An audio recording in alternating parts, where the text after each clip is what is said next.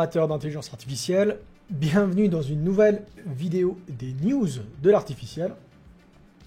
Aujourd'hui, on va regarder pour ces news un tweet de Greg Brockman sur GPT-5, la nouvelle stratégie de publication de modèles d'OpenAI pour être plus à jour, plus aligné sur les les données actuelles et que le modèle soit capable de donner des informations plus actuelles et surtout ça aurait un impact sur sa sécurité. On va voir aussi surtout dans un article, un interview de Yann Lequin qui donne son avis sur GPT-5 et les grands modèles de langage qu'on appelle les Large Language Models, les LLM. Et on va voir que son avis c'est que dans 5 ans ça sera plus utilisé. En attendant, générique.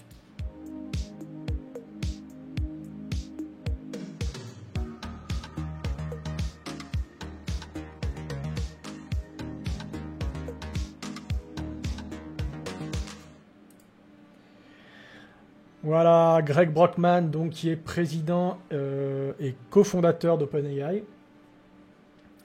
Et donc dans un tweet d'il y a quelques jours, il nous dit nous avons passé plus de 6 mois à tester GPT-4 et à le rendre encore plus sûr. Et nous l'avons construit sur des années de recherche d'alignement que nous avons poursuivi en prévision de modèles comme GPT-4. Donc alignement, c'est le problème de l'alignement. Aligner des modèles de machine learning, des systèmes intelligents avec les valeurs et les principes éthiques humains. Bien sûr, ce tweet-là, il fait partie un peu de toute cette... tout ce narratif, toute cette suite de news dont on a parlé, de ce moratoire qui a été proposé sur l'IA. C'est un peu en réaction à cette annonce. Et il nous dit ensuite, notre objectif général est que chaque modèle que nous expédions, que nous publions, c'est une traduction automatique, soit notre modèle le plus aligné à ce jour, et cela a été vrai jusqu'à présent de GPT-3, initialement déployé sans alignement spécial, GPT 3.5 à s'aligner pour être déployé dans ChatGPT, et maintenant GPT 4 qui fonctionne beaucoup mieux sur toutes nos mesures de sécurité que GPT 3.5. Donc la stratégie, c'était vraiment d'essayer d'avoir un alignement de ces modèles, donc aligner, c'est-à-dire éviter les langages toxiques, éviter la désinformation, éviter les discours de haine, éviter de répondre à des questions biaisées, éviter les biais de manière générale. Et donc le 3 n'avait pas d'alignement spécial, et ils ont commencé à travailler sur l'alignement avec le 3.5 pour qu'ils soient intégrés dans ChatGPT et puis GPT-4.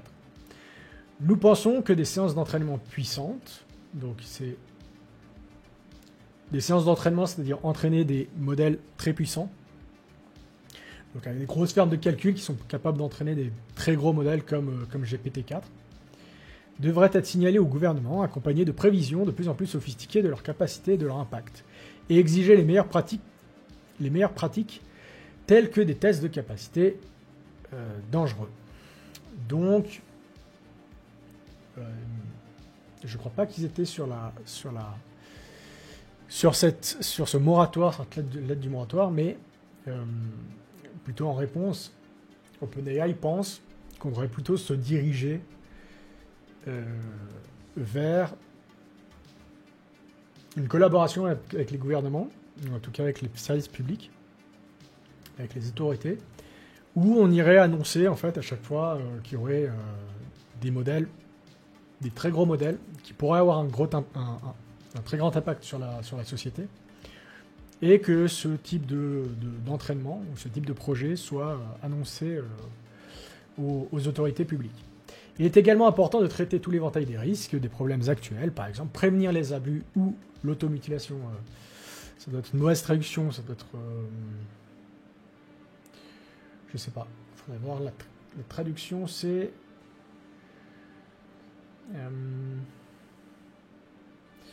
nous pensons... it's also important...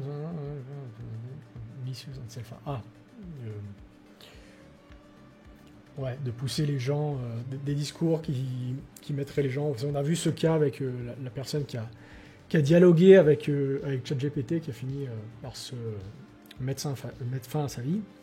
Donc effectivement, autant les discours de haine et les discours blessants psychologiquement, toxiques, aux problèmes existentiels à plus long terme. Donc, Greg Brockman dit que ces problèmes existentiels de l'intelligence artificielle ont une certaine crédibilité. Et il y a des idées créatives dont les gens ne discutent pas souvent et qui peuvent améliorer le paysage de la sécurité de manière surprenante. Par exemple, il est facile de créer un continuum d'IA progressivement amélioré, comme en déployant des points de contrôle ultérieurs d'une formation donnée, ce qui présente une opportunité de sécurité très différente de notre approche historique de mise à niveau majeure et peu fréquente des modèles. Alors un point de sécurité, c'est quand on entraîne un modèle d'IA, on le fait de manière itérative, et puis à un moment, généralement quand ce modèle atteint des performances, de bonnes performances, à chaque fois qu'il atteint des nouvelles performances, un nouveau seuil, en fait, on va le sauver dans un fichier, on va sauver tous ses paramètres. Et là, ce que propose OpenAI, c'est en fait de ne plus passer un certain nombre de temps pour ensuite sortir un GPT-4, GPT-5 chaque année. Ce qui fait qu'à chaque fois que l'entraînement concerne des données de l'année dernière, voire de l'année d'avant, donc en fait, toutes les données qu'il a, en fait, te concernent, ont toujours à peu près minimum 1 an de retard, voire 2 ans de retard. Là, l'idée, ça serait d'avoir un GPT-5 éventuellement, qui serait continuellement entraîné, et en fait de le mettre à jour très souvent. Et c'est non seulement quelque chose d'intéressant, mais selon OpenAI, c'est quelque chose d'intéressant pour la sécurité, parce qu'il pourrait intégrer aussi également mettre continuellement à jour la sécurité de ce modèle, pour y intégrer des nouveaux concepts ou intégrer des nouvelles choses. Si par exemple, on découvre tout d'un coup que on peut faire générer à ChatGPT des textes toxiques, avec un tel procédé, on pourrait imaginer qu'en une semaine, avoir une réaction très rapide d'OpenAI pour pouvoir mettre à jour ce modèle et le rendre beaucoup plus sûr de manière beaucoup plus rapide. Donc ça, c'était concernant l'éventualité. Ils disaient aussi que non, ils n'étaient pas... qu'ils entraînaient GPT-5, mais qu'effectivement, il y aurait plus cette manière itérative de procéder. Ça concerne les gros modèles de langage, hein, cette technologie derrière ChatGPT, où on entraîne des gros modèles à prédire le prochain mot et puis à exécuter des instructions, qui sont des modèles autorégressifs, c'est-à-dire qu'ils vont générer du texte à partir du texte précédent, et que le texte généré va aller dans le contexte précédent, et donc pour générer encore le prochain mot.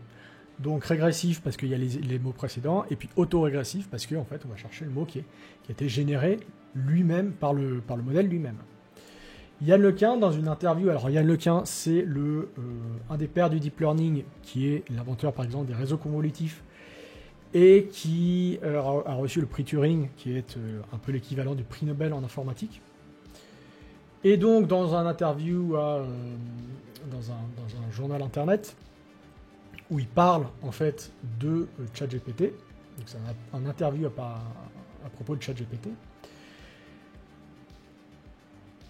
et il nous dit que ChatGPT c'est déjà ringard. Alors oui, parce que en fait les gros modèles de langage, ça existe en fait dans la recherche. Sur internet, on voit ça, enfin, le grand public découvre ça en fait, les gros modèles de langage.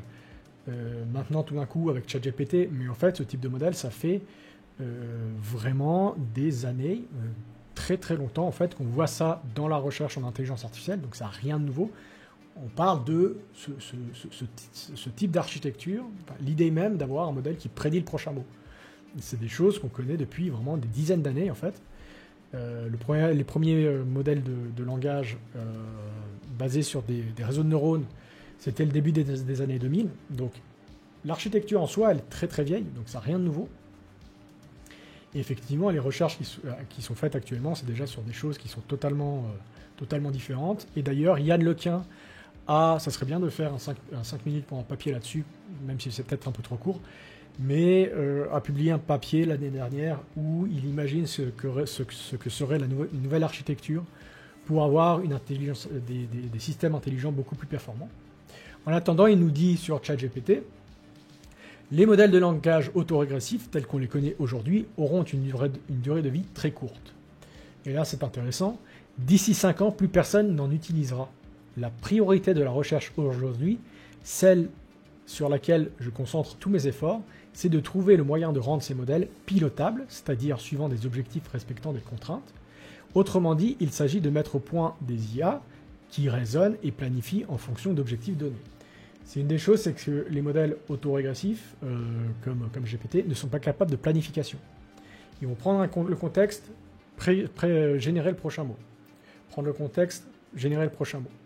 Il n'y a pas de capacité à la planification, c'est-à-dire à regarder une tâche, et ensuite à planifier à faire une planification de sous-tâches pour exécuter des objectifs, etc. Et ça, c'est quelque chose qui est visé particulièrement dans le travail de Yann LeCun. Et aussi cette capacité donc à pouvoir suivre des objectifs complexes, pas seulement lui faire générer du texte qui suivrait plus ou moins en fait quelques instructions textuelles, mais vraiment avoir un système qui est capable de suivre des objectifs complexes. Encore faut-il s'accorder sur les critères qui pourraient garantir la sécurité et la fiabilité de tel modèle. C'est ce qu'on appelle l'alignement, hein, donc aligner les objectifs d'un système intelligent avec les principes éthiques des êtres humains, ou ceux qu'on a choisis. À terme, les machines dont je parle ici ressentiront des émotions, très intéressant, parce qu'une grande partie des émotions humaines sont avant tout liées à la réalisation d'un objectif ou non d'un objectif, et donc à une forme d'anticipation. Avec de tels modèles pilotables, on serait capable de produire des textes longs et cohérents, mais aussi plus précis et plus fiables grâce à la planification de systèmes d'action. Par exemple, aujourd'hui, ChatGPT est très mauvais en arithmétique. Si vous lui soumettez une soustraction avec des dizaines, des centaines, virgules des centaines, vous obtiendrez probablement un mauvais résultat. L'idée, c'est donc de concevoir des modèles augmentés capables d'hybrider des données provenant de différents outils, comme des calculatrices ou des moteurs de recherche. Et ça, c'est une autre grosse limite, et ça, il en parle dans le paragraphe suivant, c'est que c'est un modèle de langage, donc qui n'est basé que sur la langue, que sur le texte. Or, le texte, le langage, est un moyen très inefficace de faire passer des connaissances puisqu'il compresse l'information d'une manière extrême. Et donc l'idée, pour passer à l'étape suivante, c'est non seulement de se sortir des modèles autorégressifs, mais également de passer à des modèles multimodaux, hein, ce qu'a commencé à faire GPT-4 avec les images, mais des modèles qui prendraient des sources d'informations extrêmement diverses. Les modèles comme ChatGPT sont entraînés uniquement sur du texte, ils n'ont donc qu'une vision réduite de la réalité physique du monde. Puisqu'effectivement, donc, le langage réduit, c'est construire un modèle à partir seulement du langage, ou des connaissances à partir seulement du langage, c'est vraiment voir le monde à partir d'un trou de serrure. Et donc, les modèles qui est construit, tous les modèles du monde, le modèle du monde qui est construit par ces modèles-là, sont extrêmement, en termes de compréhension, très peu profonds. Hein, c'est une compréhension qui est très superficielle. Pour pouvoir se développer, il leur manque encore quelque chose d'essentiel qui relève de la perception sensorielle du monde, de sa structure, et qu'on ne peut acquérir, à mon avis, par la simple lecture de texte. S'entraîner sur du texte, c'est facile, il suffit de prédire un score de probabilité pour chacun des mots du dictionnaire. Et ça, aujourd'hui, on ne sait pas le faire avec des vidéos. Voilà un des grands défis pour les prochaines années. Comment faire en sorte que les machines apprennent par l'observation de vidéos, d'images en mouvement. Et ça, c'est déjà des travaux qui ont été faits. Yann LeCun a déjà pas mal travaillé là-dessus. Je me souviens avoir vu ça dans une présentation il y a déjà quelques années. C'était un modèle, on lui donnait des vidéos et il devait prédire les prochaines frames. Et vous avez par exemple des vidéos où on lâche un objet et donc le modèle devait prévoir la trajectoire de l'objet et ça lui permet de prédire, de développer une sorte de modèle du monde ou une sorte de physique intuitive.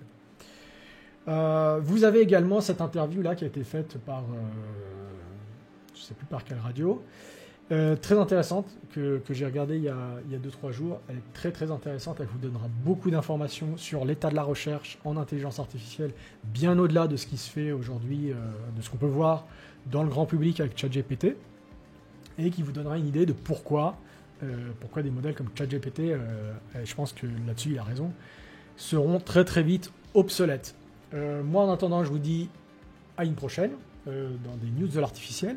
Bientôt, je travaille sur le premier épisode de l'IA en bref, qui sera sur l'autre chaîne, Artificialis, et qui expliquera très simplement en une dizaine de minutes comment marche le machine learning. Et ce sera le premier épisode, et il y aura d'autres épisodes que je vais faire assez régulièrement. Mais j'aimerais terminer d'abord ce premier épisode. Mais ensuite, je vais reprendre des vidéos sur l'IA générative, appliquée à l'art génératif, et aussi au modèle open source de chatbots, comme Open Assistant, Vicuna, etc. Moi, je vous dis à la prochaine. Abonnez-vous à la chaîne, activez la cloche, suivez-moi sur les réseaux sociaux. Ciao, à bientôt.